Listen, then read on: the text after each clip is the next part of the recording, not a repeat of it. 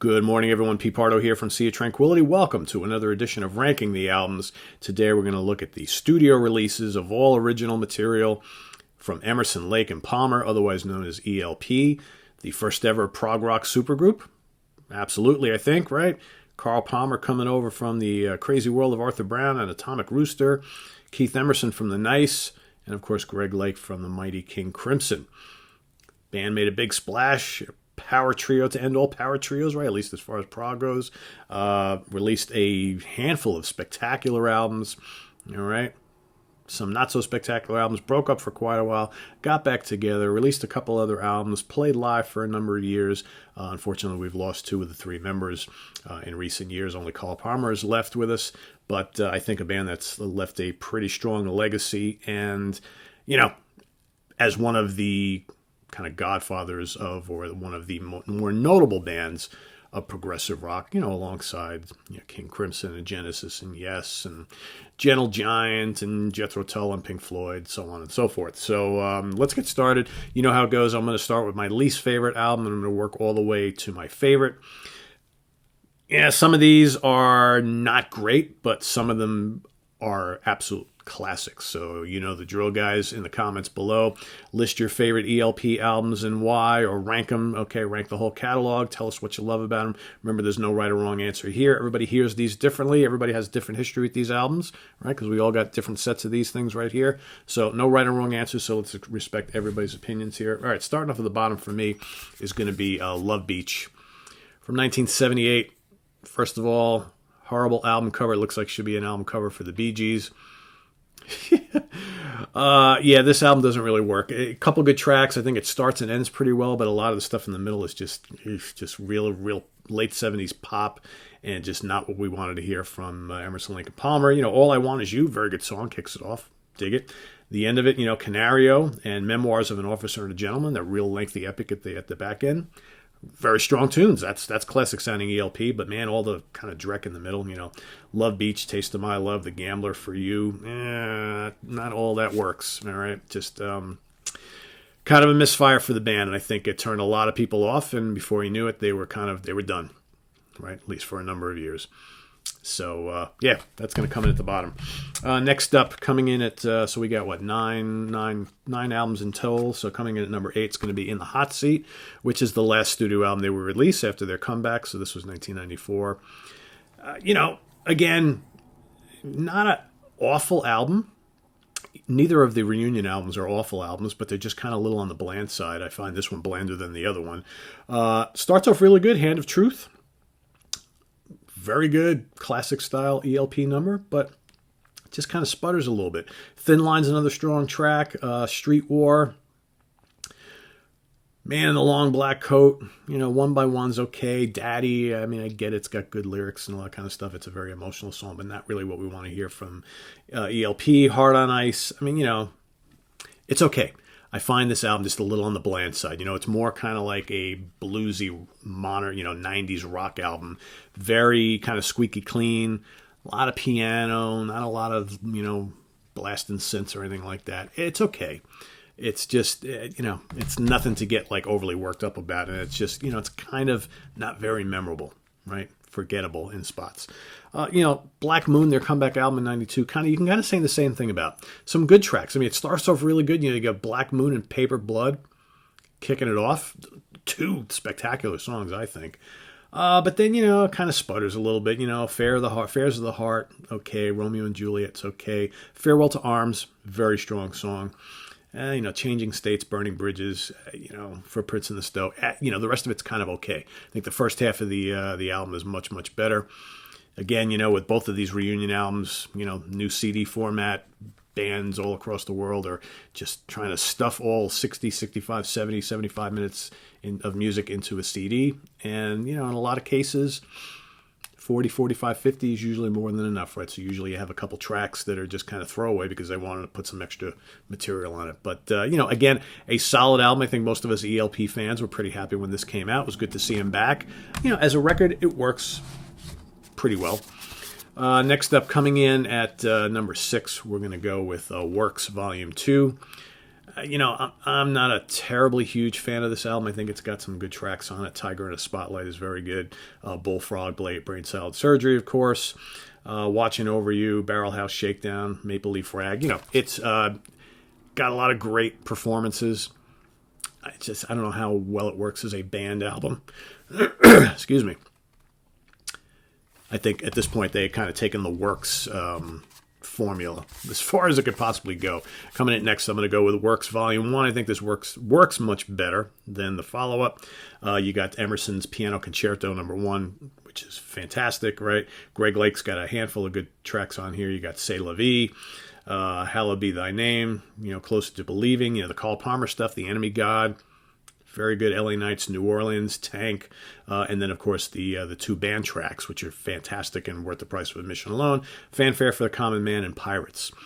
So that comes in at number 5, all right? Coming in now. All right, so these next 4 are their first 4 albums, and my order could change any given day. And I think, I've probably changed ranking these so many times over the years, when having conversations with people about your favorite ELP albums. In fact, I think on my best prog rock albums of the 70s show, which I did almost 2 years ago, I think at the time, Tarkus was my favorite. So that's the one I talked about from ELP. But since then, I'm that's it's moved around a little bit in my list. So I'm going to go with number 4. I'm going to go with Trilogy. Again, a fine album that could be number 3, number 2, number 1 any given day. And I'm sure there's going to be a lot of people who will rank this higher. And like I said, I generally might too. The Endless Enigma, Parts 1 and 2, Fuge from the Beginning is a kick-ass song.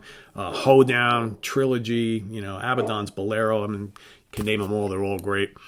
So just a fantastic album. Of course, that's from 72. Number 3 today, I'm going to go with Tarkus. Their second studio album from 71. I think one of the reasons why I always rank this album so high is just because of the lengthy epic title suite, Tarkus, which is a fantastic slice of progressive rock and one of my favorite prog rock songs of all time. So, the rest of the album, Bitches Crystal is good. You got Jeremy Bender, The Only Way, Infinite Space, Time and a Place, Are You Ready, Eddie? The second half of it is very strong. But I think this album is basically carried by the title track. So that's going to come in number 3 for me today. All right, these next 2 are fantastic. I'm going to go with the debut from 1970, Emerson, Lake and Palmer. I really love this album a lot. I think if it wasn't for my number 1, I think this would easily be my favorite, at least today anyway. You got The Barbarian, Take a Pebble, which is so haunting. I love it. You got the heavy Knife Edge. That's pretty heavy stuff for a band with no guitar riffs going on in there. What else? The Three Fates, Tank, and Lucky Man. Lucky Man, of course, the big hit single from this album. Lucky Man is one of those songs I always thought that was kind of overrated. It's got a great synth solo, and it's a well-written, constructed kind of pop tune, whatever. But, I very rarely listen to that when I listen to this album. I like the rest of it so much better. But that comes in at number 2 today. Coming in at number 1, I'm going to go with, of course, Brain Salad Surgery. All right. Epic, epic, epic. This is, I think, ELP at their most bombastic. All right. This is what most prog fans consider their either number 1 or number 2 album. Of course, you got Jerusalem, Toccata. Man, Keith Emerson doing his thing. Still You Turn Me On, which I think is just an awesome kind of ominous, atmospheric kind of track. Love it. Benny the Bouncer, the one tune on here I don't really care for too much. And then, of course, you got Carnival 9, all 3 lengthy impressions. Another great kind of, I always look at that as one big epic long track. Another of Prog's greatest epic pieces. All right. Worth the price of admission alone. You got Keith Emerson playing the hell out of his Moog synthesizers and Hammond organs, and Carl Palmer's gymnastic drumming, and the very, very underrated bass skills, and of course the amazing vocal stylings of Greg Lake. So a fantastic album. It's legendary for a reason. So that's going to go number 1 today. So let's recap. Now again, no live albums here. All right, some of you are probably waiting, but where's Pictures at an Exhibition? It's a live album, folks. All right, these are just, it's a live album of a classical piece that they redid, but a fantastic album nonetheless. I do want to kind of mention the Emerson, Lake and Powell album, which was, of course, at a time where Mr. Palmer was off having fun with Asia, And they decided to kind of stick in, the other two guys decided to stick in, add Mr. Cozy Powell, okay, of course, from Rainbow, Jeff Beck, Whitesnake, Michael Schenker Group, and have him join the ranks. This is a very fine album. In fact, I would rank this higher than In the Hot Seat, Black Moon, Love Beach, and probably either, or at least the second Works album. So if I were to slot this in, it would probably come in right after Works Volume 1, so between Works Volume 1 and Volume 2. I think this is a really strong album, very classic ELP sounding, you know, as a mid-'80s album. Works quite a bit, I think. So let's recap. So coming in at number 1, Brain Salad Surgery. Coming in at number 2, Emerson, Lake and Palmer. Number 3, you got Tarkus. Number 4, Trilogy. Number 5, Works Volume 1. Number 6, Works Volume 2.